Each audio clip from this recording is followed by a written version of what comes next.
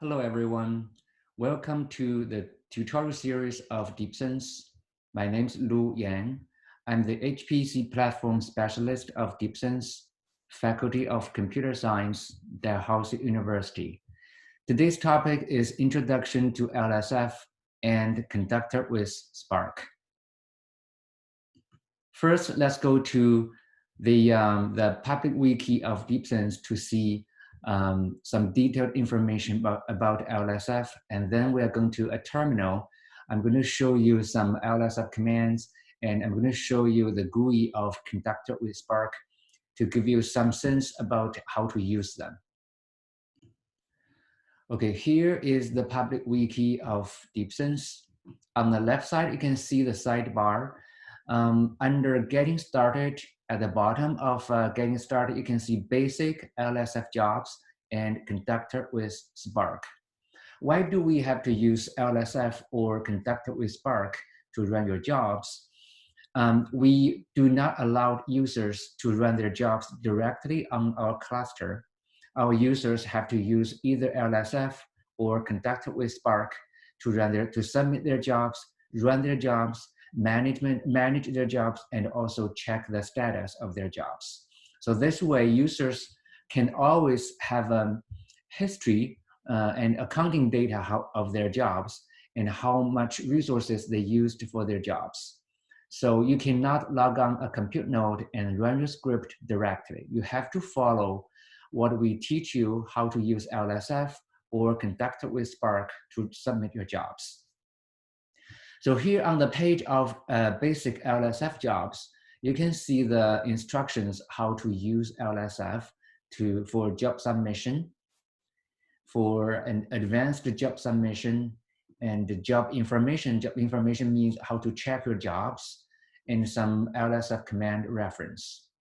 So now we can go to terminal. I'm going to show you how to submit your jobs. Okay, now I'm already on DeepSense's platform. You can see the prompt on login one. So after you log on DeepSense platform, you can submit jobs on every node, on any node. No matter it's login one or login two or compute node, you can submit your jobs from there.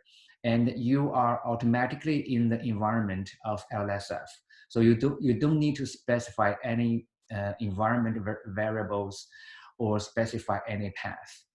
So the first very useful command for you is bsub. Bsub means job submission. It submits a job to a queue managed by LSF.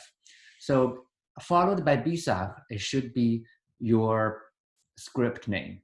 So here I just use a very simple Linux command, sleep 20 seconds. Sleep 20 seconds here is my script name. It's just a Linux command. You can bsub your Python script, your R script, or your bash script. Okay, I hit enter. This job is submitted to the default queue normal, and the job ID is 5992.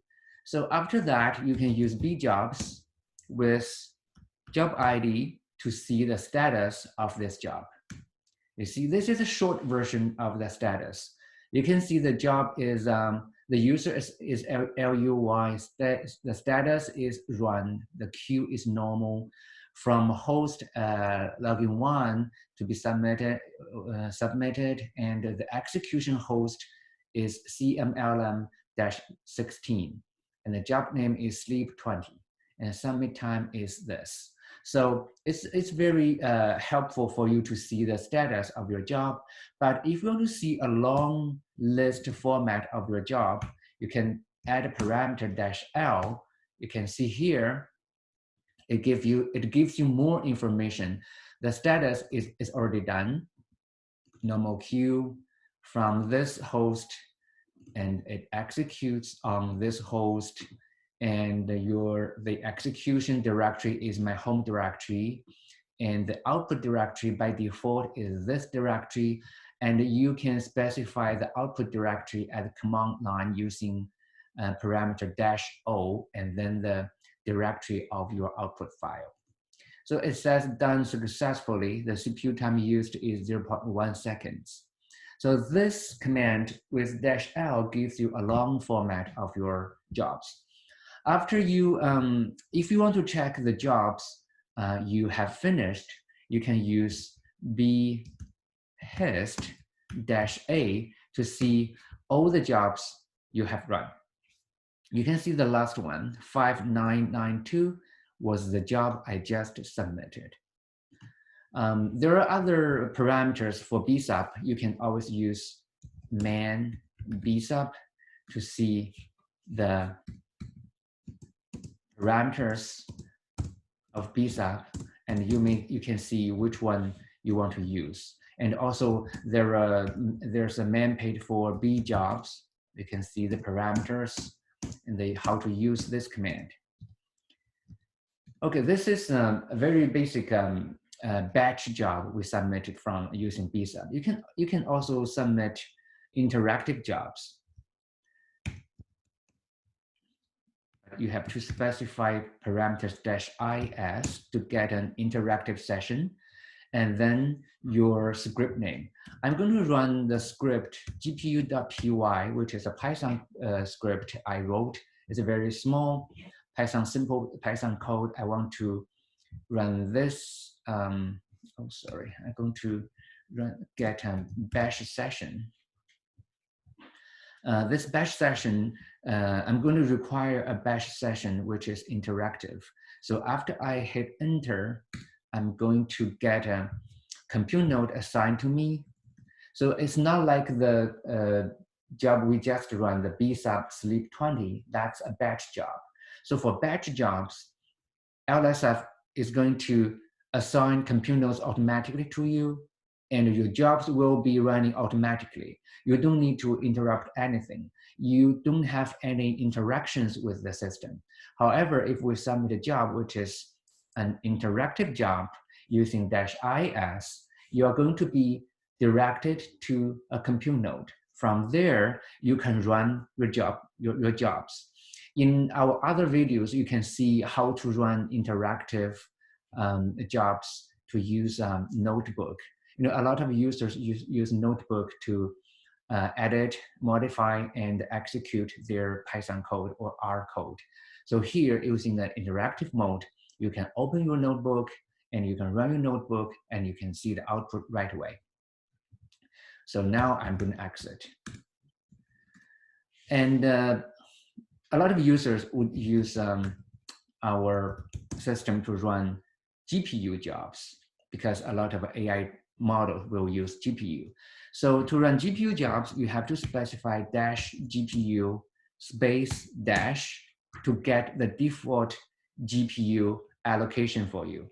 And then you can specify your GPU, your script name. So here I have a very simple script called gpu.py. So I submit this job. Okay, now I can use bjobs 5994 to see the short list of this job. We can see it's running on CMGPU-02. If you want to see the long list version, of course, you need to specify -L. However, if you want to see the GPU usage, you need to specify -GPU. Here's the long list of this GPU job. And see, we already see this, right? The status, execution host, output directory. Here's the resource usage. And at the close to the bottom, you can see the job is GPU requirement. The GPU is number of GPU is 1. The mode of this GPU is exclusive process. That means as long as your job is running on a GPU, this GPU and the memory will not be allocated to other GPU jobs. So you just take the whole GPU for your jobs. Okay, so this job is still running. We can keep running this command to see the status of this job. And finally, at some point when the job is done, you can see the GPU usage at this part. at this part. So right now you can only see the CPU usage, right? So at some point, we keep checking it. We can see the GPU usage of this job. So this would be very useful for you to see how many GPUs you are using, and also very useful for the management of the cluster. I can see the total GPU usage, total execution time, etc. We still don't have that message. We need to wait a little bit. Still just CPU information.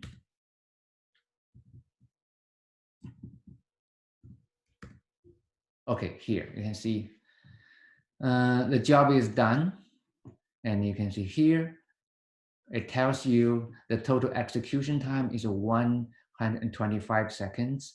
The GPU ID is 1. That means we only used 1 GPU. And memory utilization is this, because I just ran a very small GPU job, and the GPU memory used is this number. So this is a brief introduction of LSF. So you need to read the instructions on the public wiki and also the main page on the system to learn a lot more information about LSF jobs. So now let's go to Conductor with Spark. Now let's look at the wiki page of Conductor with Spark. So here's a link. If you click on this link, you are going to see the IBM webpage of Conductor with Spark. The current version of Conductor installed on our system is 2.4.1. And here on the left side, you can see the contents. For our users, it's very important to follow the workload section because you are going to create your own instance group here, creating instance group. So you are recommended read all the contents in this section, on this page, to learn how to create your instance group and how to submit applications and how to configure your instance group to use Notebook and Anaconda. So I won't read all the details here, and we just show you an example how to use our system. Okay, here and the management console, you can follow this link. You click on this link, you will be directed to our management console. Here is the, oh, I already logged in. Let me log out, and then I'll show you. So this is the GUI of the Conductor console. So you type in your DeepSense ID we gave you, type in your password, and then you are logged in. After you log in, you can see, you click on the workload here at the top left corner. You can see all the existing instance groups. You can use this new button to create your own instance group. So now I'm going to show you a simple example how to run applications under your instance group. Here's some instance group I created, Lu June test. I click on it, and I click on applications. Here you see run application. I have run 2 applications, but I'm going to run a new one as an example. After you hit run applications, you get a new window asking you type in your command for your application. So here I'm going to use the load sample command to see how it works. This is a short sample. I'm going to make it shorter. Okay, then we submit. Okay, here you can see this application is the new application submitted. You see, submitted, the state is here, submitted, and these 2 applications have been finished. You can always refresh the page. See, it's running. Refresh, it's running. Refresh, it's finished, right? So you can click on this application to see the status is finished, a run duration is 0.5 minutes, the driver's output is pi, this calculates the number of pi. And you can see the drivers and executors. And these are all the executors. You can see on the host column, you can see they have been running on all the hosts in this conductor cluster. You can see we have a lot of hosts here. Okay, you can see the conductor of Spark is very flexible and high performance. The performance is very good. It has a very good management of the resources, and it allocates all the available resources and manages the memory for your applications to get a very good performance. This is a very simple example for using Spark. There are a lot of other details using the features that you need to follow on the page I just showed you to see what you need and how you can improve your instance groups and applications. Okay, basically this is the brief introduction of LSF and the Conductor with Spark. You should not just rely on this video to learn LSF and the Conductor with Spark. You need to learn it from both our public wiki and also the official IBM web pages I just showed you. There are so many details there. But whenever you have questions or problems, you should send email to support@deepsense.ca. We will try our best to solve your problem. Thank you very much. Bye-bye.